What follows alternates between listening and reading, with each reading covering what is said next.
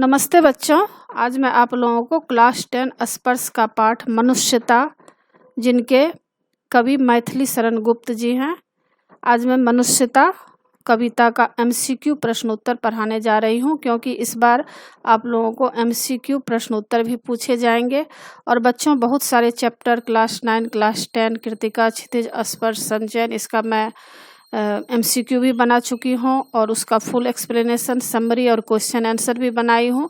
और हिंदी व्याकरण भी बहुत ही आसान रूप में मैं पढ़ाई हूँ। तो इन सब को देखने के लिए आप ऊपर दिए गए आई बटन पर क्लिक करके देख सकते हैं, या नीचे दिए गए डिस्क्रिप्शन बॉक्स में देख सकते हैं, या प्लेलिस्ट में जाकर देख सकते हैं।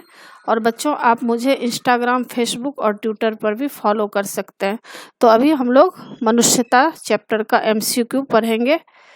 इसमें कुछ मनुष्यता चैप्टर का जो है कविता इसमें दिया हुआ है, और जब कविता आप पढ़ लेंगे तो नीचे उसका MCQ दिया हुआ है। तो इसको इसलिए दिया गया है ताकि बच्चे लोगों को फिर से याद हो जाए। तो मैं इसको पढ़ के सुना रही हूँ, और उसके बाद जो है इसी के तहत जितने भी प्रश्न आपको बनेंगे, सारे प्रश्न इसमें दिए गए हैं उत्तर। तो इसमें कविता है। विचार लो कि मर्त्य हो न मृत्यु से डरो, कभी मरो परंतु यो मरो कि याद जो करे सभी। हुई न यो सब मृत्यु तो वृथा मरे, वृथा जिए मरा नहीं वही कि जो जिया न आपके लिए। वही पशु प्रवृत्ति है कि आप ही चरे, वही मनुष्य है कि जो मनुष्य के लिए मरे। वह उसी उदार की कथा सरस्वती बखानती, उसी उदार से धरा कृतार्थ भाव मानती। उसी उदार की सदा सजीव कीर्ति कूजती, तथा उसी उदार को समस्त सृष्टि पूजती। अखंड आत्मभाव जो असीम विश्व में भरे, वही मनुष्य है कि जो मनुष्य के लिए मरे। तो ये तो कविता आप लोग पढ़े होंगे, और उसके ही तहत देखिए कितने सारे प्रश्न बनेंगे, और आगे भी MCQ दिया हुआ है। तो इसमें प्रश्न है, मर्त्य का क्या अर्थ है? क मरा हुआ, ख मरणशील, ग कमजोर और घ कायर। तो मर्त्य का क्या अर्थ है? इसका उत्तर है ख मरणशील। दूसरा प्रश्न है, कवि कैसी मृत्यु को स्वमृत्यु मानता है? क जो परोपकार में रत रहते हुए हों, ख जो मरने से पहले अपने परिवार को वैभवशाली बना दे, ग जो सांसारिक मोह माया में बंध कर ना हो, घ जो सांसारिक मोह माया से दूर रहकर हो। तो कवि कैसी मृत्यु को सुमृत्यु कहा है? इसका उत्तर क है, जो परोपकार में रत रहते हुए हों, यानी दूसरे का जो परोपकार करता है उसी की मृत्यु को सुमृत्यु कहा जाता है। उसकी मौत भी अगर हो जाती है तो लोग उसको सदा सदा के लिए याद रखते हैं। जैसे आप गांधी जी को मान सकते हैं, सुभाष चंद्र बोस, भगत सिंह, खुदीराम बोस, और बहुत सारे ऐसे हुए हैं, महान लोग हुए हैं जिनको लोग अभी याद करते हैं, क्योंकि वे दूसरे के लिए जीते थे, दूसरे के सुख के लिए अपने जीवन को कुर्बान कर दिए। तो उनकी मृत्यु को सुमृत्यु कहा जाता है। तीसरा प्रश्न है, अपना स्वार्थ साधने वाले व्यक्तियों को पशुओं के समान क्यों माना जाता है? क क्योंकि वे व्यक्तियों से पशु अच्छे होते हैं। ख क्योंकि मनुष्य इस सृष्टि का सर्वश्रेष्ठ प्राणी है। ग पशु भी केवल अपना ही पेट भरते हैं, उनको दूसरों की चिंता नहीं होती। घ पशु एक निकृष्ट प्राणी होता है। तो इसमें प्रश्न क्या कहा गया है? इसमें प्रश्न कहा गया है कि अपना स्वार्थ साधने वाले व्यक्तियों को पशुओं के समान क्यों माना गया है? उत्तर है ग पशु भी केवल अपना ही पेट भरते हैं, उनको दूसरों की चिंता नहीं होती। चौथा प्रश्न है, विश्व में कैसे लोगों की कीर्ति फैलती है? क जो धनवान है, ख जो पढ़े लिखे हैं, ग जो अवसर का लाभ उठाना जानते हैं, घ जो उदार मना है। तो विश्व में कैसे लोगों की कीर्ति फैलती है? इसका उत्तर है घ जो उदार मना है, मतलब जिसका मन उदार है। पांचवा प्रश्न, अखंड आत्मभाव जो असीम विश्व में भरे, इस पंक्ति का क्या आशय है? इसका क है, जो पूरे विश्व को अपने परिवार की तरह माने। ख जो आप सबको सहिष्णुता का पाठ पढ़ाए। ग जो सारे विश्व को अपने अधीन कर ले। घ जो पूरे विश्व में अपनी धाक जमा दे। तो इसमें प्रश्न क्या है? अखंड आत्मभाव जो असीम विश्व में भरे, इस पंक्ति का क्या आशय है? इसका आशय यह है कि जो पूरे विश्व को अपने परिवार की तरह मानता है, उसी को कहा गया है अखंड आत्मभाव, जो असीम विश्व में भरे, जो पूरे विश्व को अपने परिवार की तरह माने। तो इसका उत्तर क है। आगे है 5 का प्रश्न। हाँ आगे है, फिर से शुरू हो गया आगे। इसमें देखिए बच्चों, उत्तर जो नीचे दिया गया है 5, उसी का मैं आपको उत्तर बताई हूँ। 5 तक का उत्तर इसमें दिया गया है, इसी का मैं टिक कर दी हूँ। और आगे फिर से प्रश्न शुरू हो रहा है। हमारा मरना और जीना कब बेकार हो जाता है? क, जब हमारी सुमृत्यु होती है। ख, जब हमारी सुमृत्यु नहीं होती। ग, जब हम निर्धन रह जाते हैं। घ, जब हम असहाय हो जाते हैं। तो कहा गया है, प्रश्न क्या है, हमारा मरना और जीना कब बेकार हो जाता है? इसका उत्तर है ख, जब हमारी सुमृत्यु नहीं होती, यानी अच्छी मृत्यु नहीं होती, हमारा जीना बेकार हो जाता है। हम अपने समाज, अपने देश के लिए अगर हम कोई अच्छाई का काम नहीं करते हैं, परोपकार का काम नहीं करते हैं, तो हमारा जीना और मरना सब बेकार हो जाता है। इसका उत्तर ख है। और दूसरा देखिए, हमारी मृत्यु सुमृत्यु कब मानी जाएगी? क, जब हम परोपकार में अपना जीवन लगा देंगे। ख, जब समाज के लोग हमारे साथ होंगे। ग, जब हम साधन संपन्न होंगे।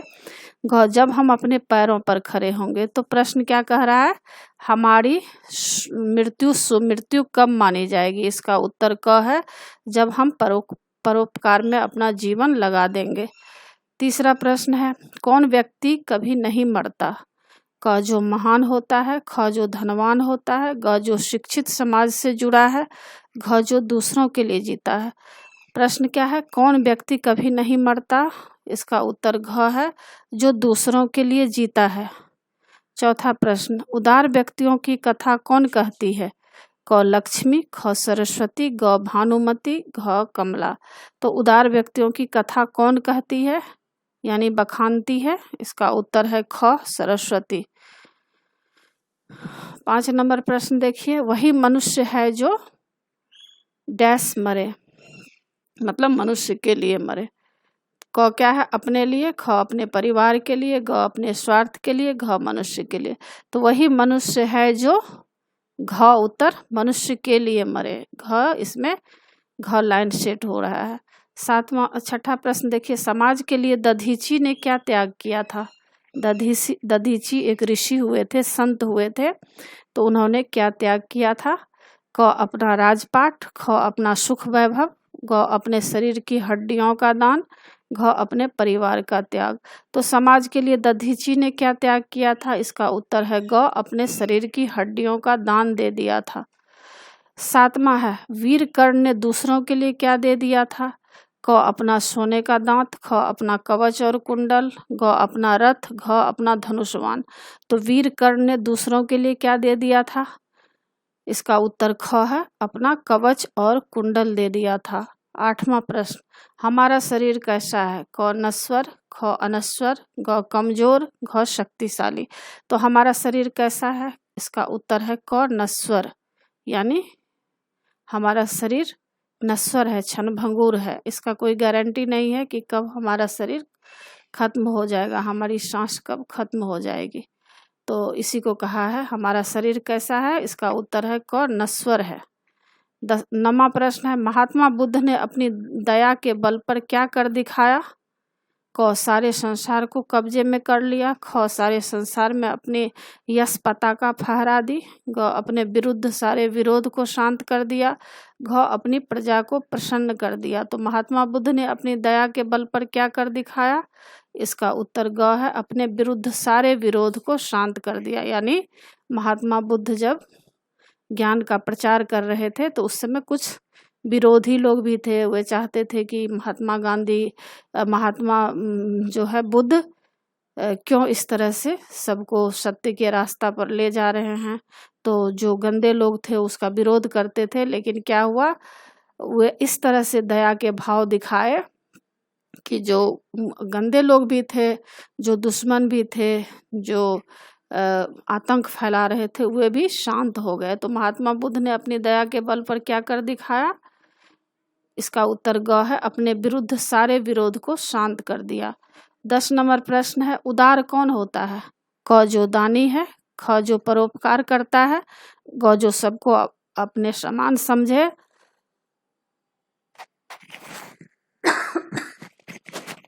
और घ का है सभी कथन सत्य है। तो उदार कौन होता है? क जो दानी है, ख जो परोपकार करता है। तो उदार कौन होता है? इसका उत्तर है जो परोपकार करता है वही दानी है, उदार होता है। 11 नंबर प्रश्न, कवि ने धन को कैसा बताया है? क जीवन देने वाला, ख सुख देने वाला, ग तुच्छ और घ हाथ का मैल। तो कवि ने धन को क्या बताया है, कैसा बताया है? तो इसका उत्तर है ग तुच्छ, यानी धन ही जीवन के लिए सब कुछ नहीं होता है।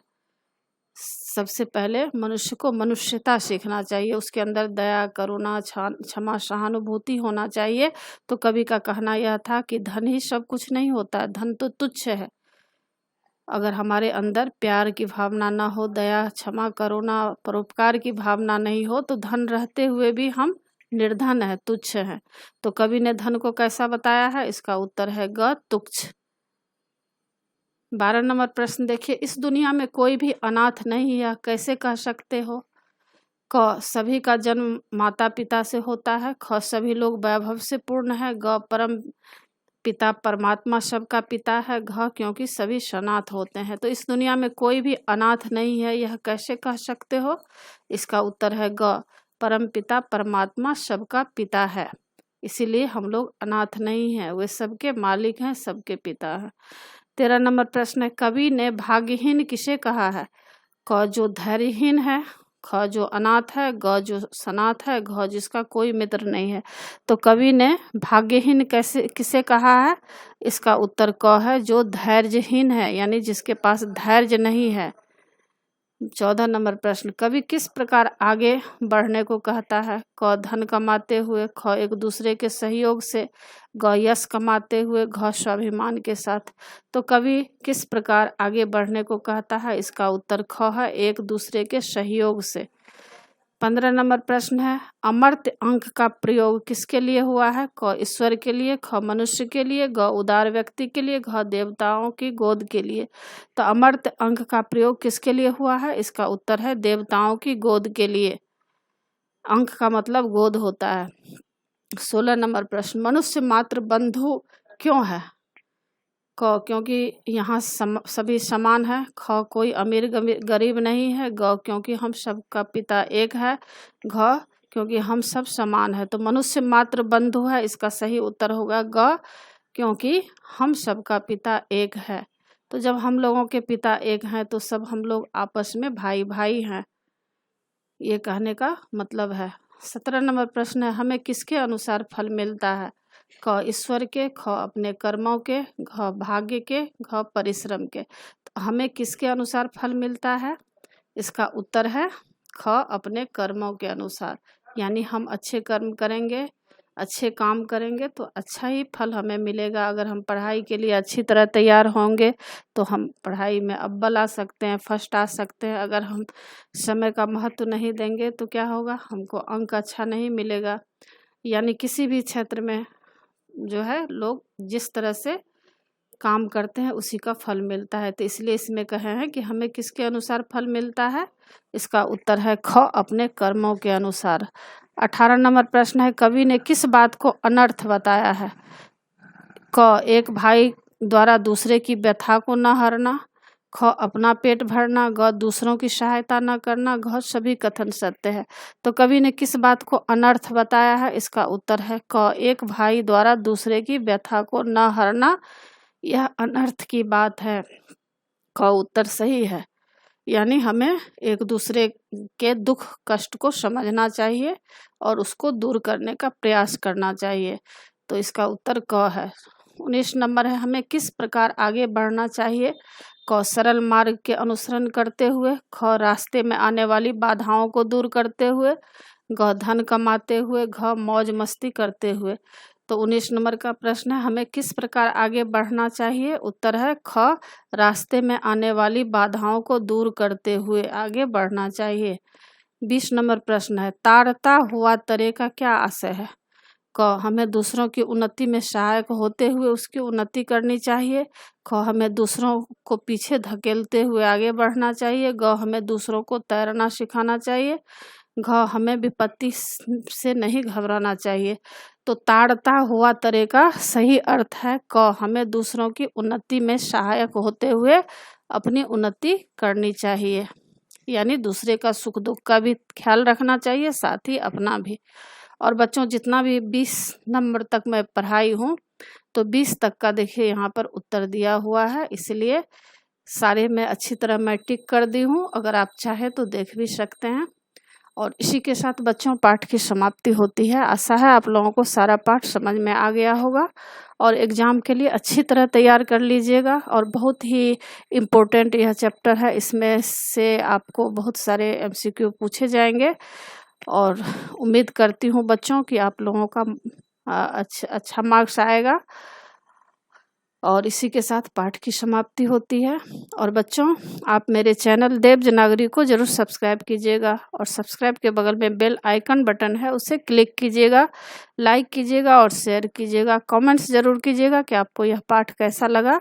नए पाठ के साथ फिर मैं मिलूँगी बच्चों। धन्यवाद।